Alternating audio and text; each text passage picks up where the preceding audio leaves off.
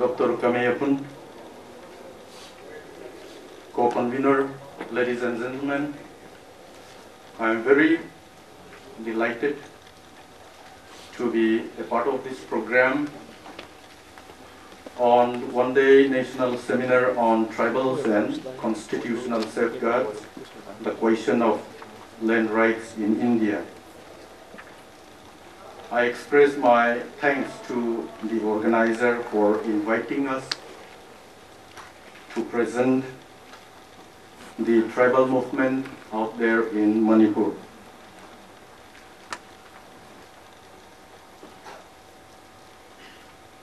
To begin with, Manipur hill areas, as we know, is occupying about 90% of the geographical area, and the valley occupied by the dominant Meitei community is about 10% of the area, total area, which is equivalent to about 650 square miles. The hill areas, the tribals live in the hill areas. The tribals were the Nagas and the Zhou, Kuki, Chin, Mizo ethnic groups, whereas the dominant Meitei community lives in the valley surrounded by tribal territories such as the Naga Hills in the north, the Lusai Hills in the south, the Chin Hills in the east, and the Kachar Hills in the west. Independently under the administration of the respective chief, whereas the valley was ruled by the Maharaja. Manipur, the princely state, merged with the Indian Union on the 15th of October 1949.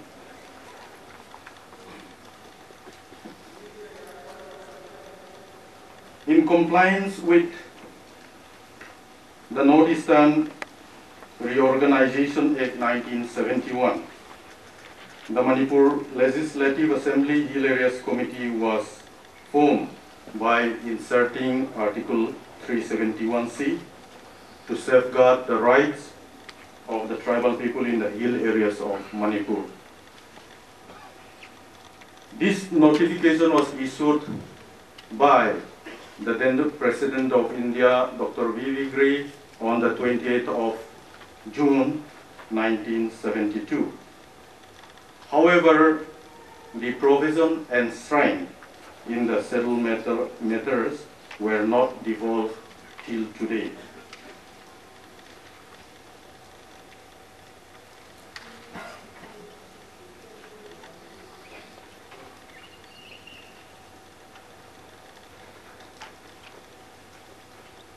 These are some of the settled matters that is enshrined in the Constitution of India under Article 371C. Give annual report to the President of India. However, the report of the Governor since 1972 to the President of India was not known till date. And we have mentioned the Article 164. As per this article, the state of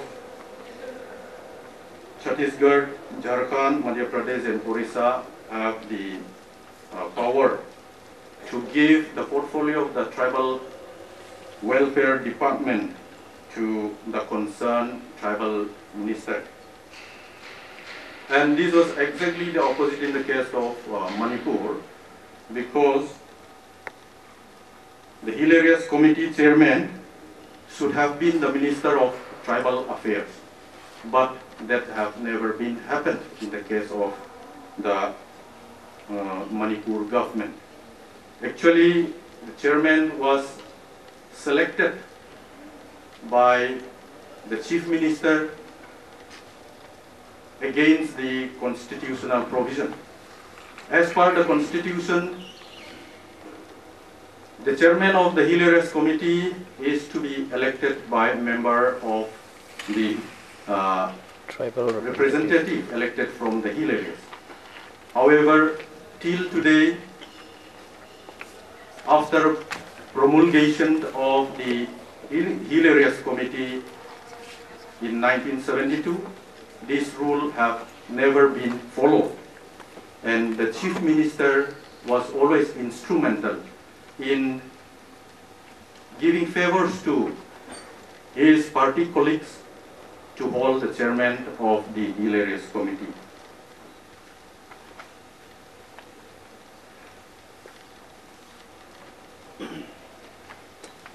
The Manipur government has been always active in making policies, acts and amendments to the existing constitutional rights of the tribal people to illegally grab the tribal land, to take away the rights of the tribal people for so many years. 1960, this was the principal act. And another act, amended act, came into view, and this proviso was inserted by the government, and it was not put in the public domain, the number of amendments also.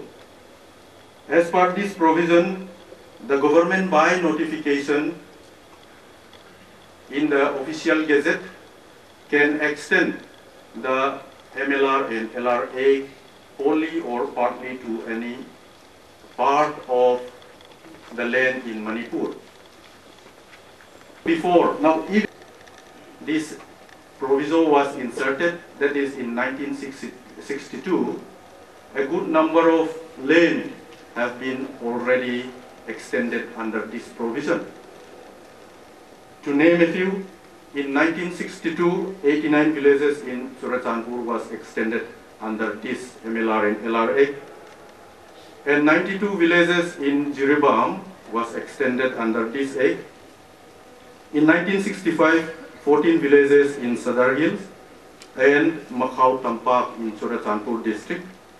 In 1978, Kokum Valley in Tamenglong district, which measure about 809 hectares of land, was extended under this act.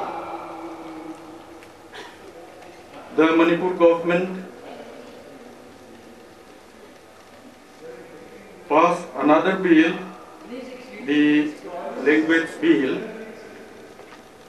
The people vehemently agitated in demand for making the Meitei law under the 8th schedule of the Constitution. And when this agitation was on, the dominant community, they invited some of the tribal leaders and they negotiated with them that if they support the 8th language movement, then the tribal people would be supported to the movement in the extension for 6th schedule provision in the hill areas. But that never came into being, though the 8th schedule was already adopted by the parliament. And also, the dominant Meitei community had been enjoying general category, then scheduled caste category and OBC category for the past more than 3 decades. And in spite of the fact that they have been enjoying the bulk of all benefits that such category have enjoyed, dissatisfied, now they have demanded scheduled tribe category since 2012. So these are some of the silent policies that the state government have adopted. Now, if you look at the screen, these are some of the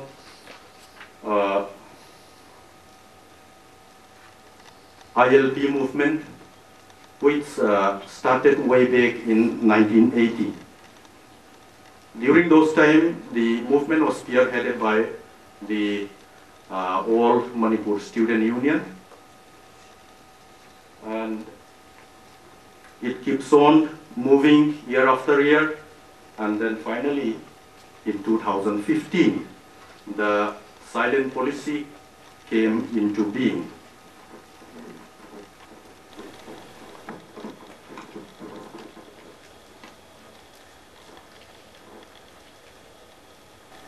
The state cabinet formed a drafting committee, and in this drafting committee there is no tribal representative who could voice the interest of the hill people. The drafted bill was then tabled in the Special Assembly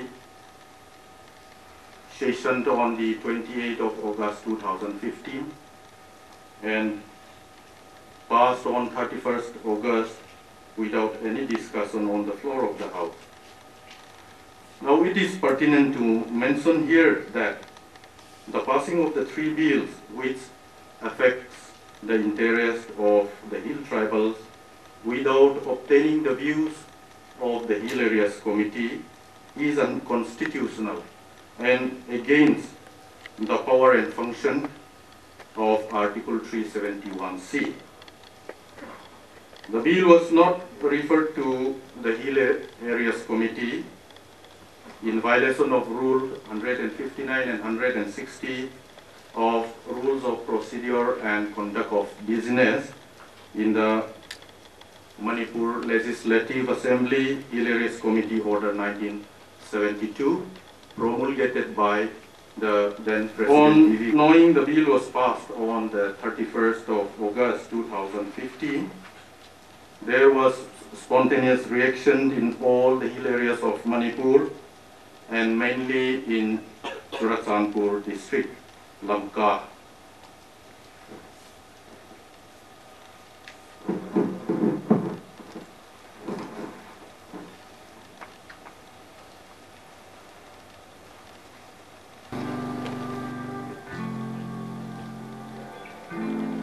Many of you may be very familiar about these video clips and the pictures that have been shown.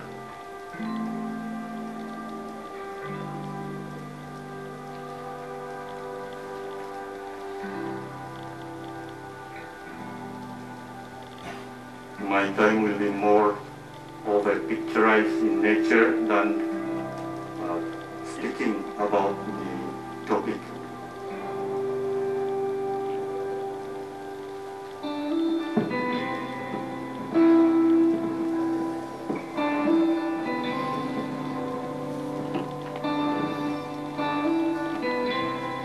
After it was vehemently protested and the reaction coming from every quarters, the Joint Action Committee was formed on the 2nd September 2015 by student leaders and philanthropic organization leaders at Lamka, Churachandpur.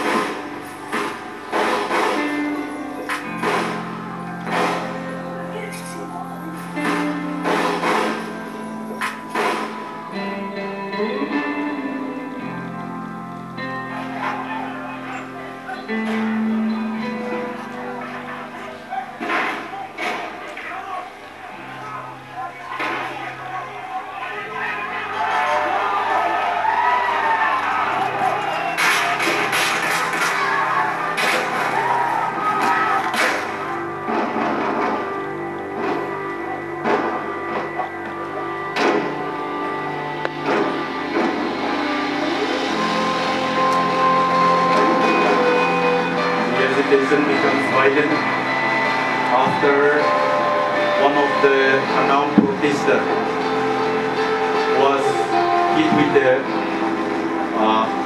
rifle butt and he fell flat on the ground. Then the situation erupted. All the protesters turned violent, and we can see the young protester lying in a pool of blood in front of the Churachandpur police station.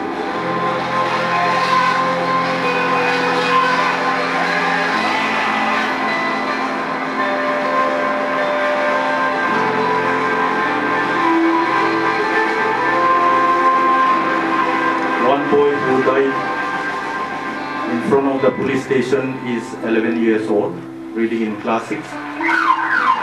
His name is Mangchinkhup.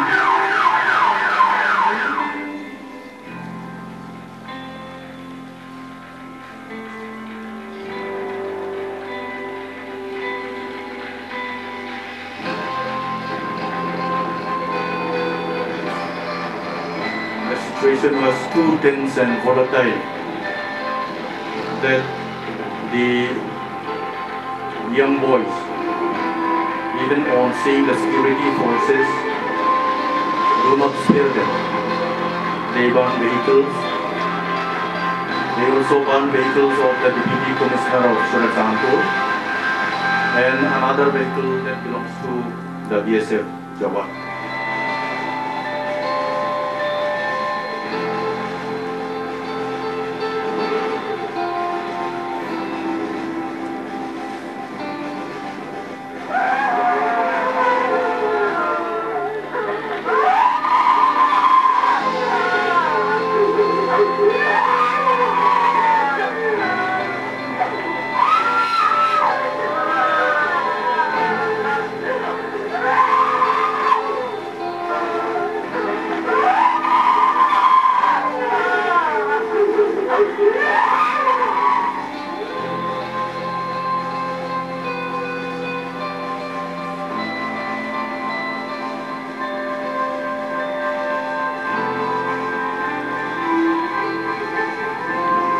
Tribal martyrs still lie in the mob of Churachandpur.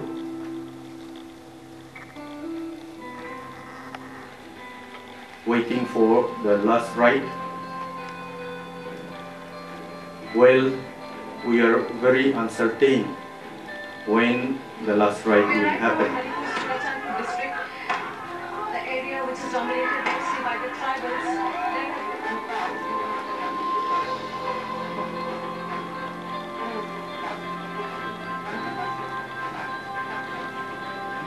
The voice of the tribals needs to be heard, and for this I think it's high time that we have separate administration to decide for ourselves and not have the valley decide everything for us.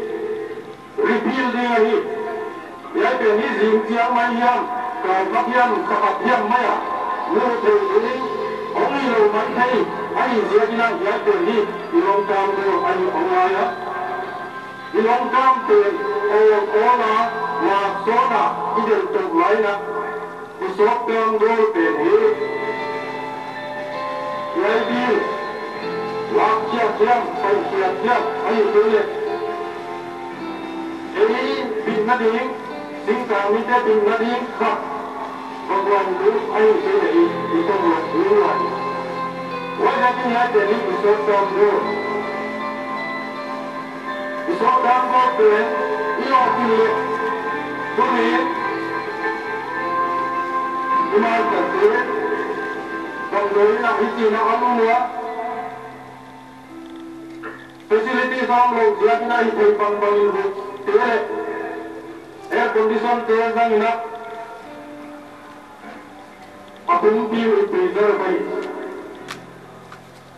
But the Helequate, you know, in Maha, for Kiabing, our Nigeria, why Jakina, you have Ipan lap nate kolwa paito dini wali ina district na iti community madingal tigot ko na ina Tribes Council iti sila na hatibola district ang kato tigot ko na ina ang nakon ina na hatibola tayo.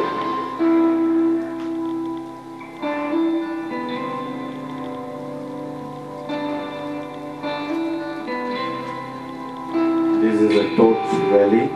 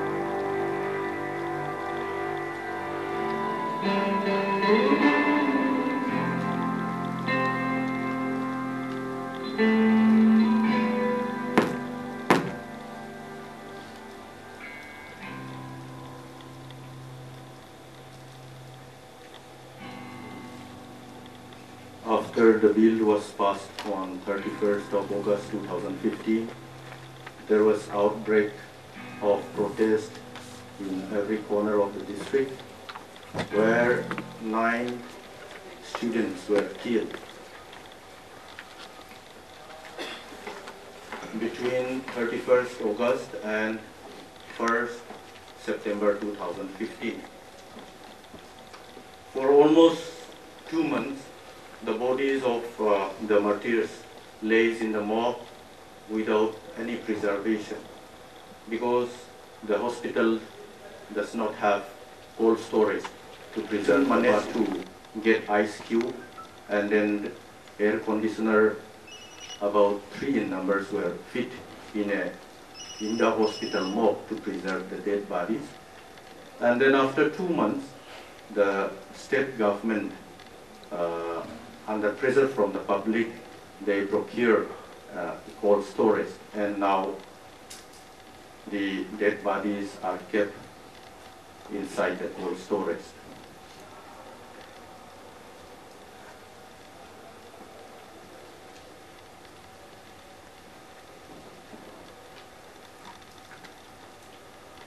So this is the road to travel movement.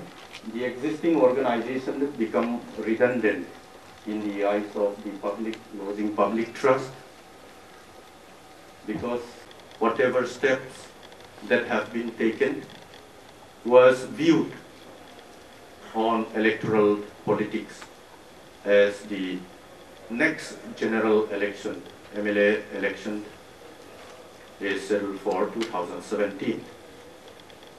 And the JAC and MTFD spearheaded the movement at the epicenter, Lanka and the national capital respectively, gaining public trust and support. Now in this movement, the women organization also took active part in the agitation. First, they were engaged to check the eruption of violence by the UN. Plays a very important role in taking up the agitation. WhatsApp group, Facebook group, there are so many groups who take part in the protest. JAC continuously picketed. Now the government, without addressing the core issue and without listening to the people's sentiment, they start playing divide and rule by sabotaging the tribal movement in any possible way. They started talking to individuals and groups who they believe would be able to extract undue influence on the JAC. They started talking to individuals, like the last was the JAC ILPS, and before that even they started talking to the UG groups, underground groups, because they think that the armed groups may impose upon the JAC to bury the dead bodies. The people's voice is that the dead bodies will not be buried, or the last rite would not be performed unless there is something to achieve that the bill does not affect the hill areas and the tribal people.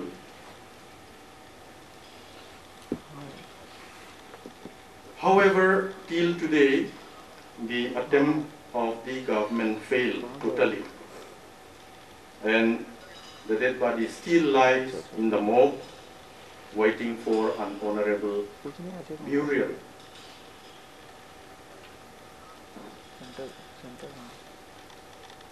Now, as a part of this tribal movement, Churachandpur is such a place where when there is band or blockade anywhere in any other part of the district, Churachandpur people suffers most, because no road connectivity to take essential commodities and food supplies to other districts.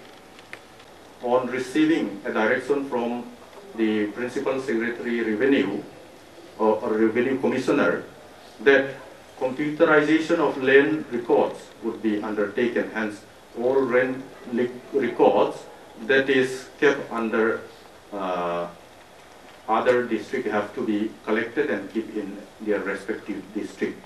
However, the DC of Bishnupur denied the presence of land record of Churachandpur with them. As per record produced by the Deputy Commissioner of Churachandpur, there are 134 villages land record with the Bishnupur district, which it is difficult to convene even a special session of the assembly. And making any kind of omissions and commissions on the three bills is also difficult, because they have been introduced in the bill and passed in the assembly under the pressure of the CORCOM from across Myanmar. CORCOM is an umbrella organization of the Meitei underground groups who are operating from foreign countries like Burma, Myanmar. So we do not bow down, or we stand on the Charter of Demand, and they have the problem of addressing the issue because of pressure from the armed group. So this is the situation. And lastly, the Chief Minister requested us to prepare a list of grievances or the demerit of the bill as per our finding and submit it to them. Then only we'll continue to meet each other for solution. The same was submitted on the 11th of January 2016. However, till today, the JAC have not been invited for talks. But instead, we are picketed, and so many third parties are taking advantages under the request of the state government to sabotage the tribal movement.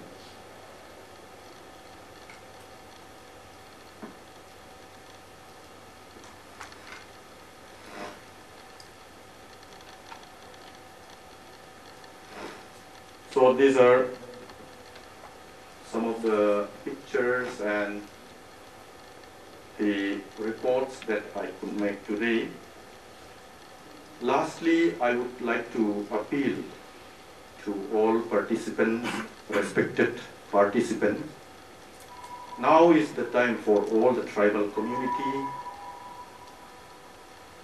outside as well as inside the state of Manipur, to come together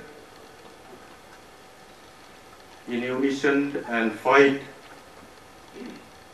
for safeguarding the tribal's identity, the tribal land rights, the tribal's economy against the Manipur government intrinsic policy of cultural alienation, political marginalization, and developmental exclusion policy. Now, if we do not stand together, there are so many bills that will come up again, and we don't have to die again and again to fight for our rights. Let us all rise up, dear brothers and sisters, and fight together. Let us not put any other color or our communal color so as to regain our land, our rights that we have acquired from our ancestors. So this is my last appeal.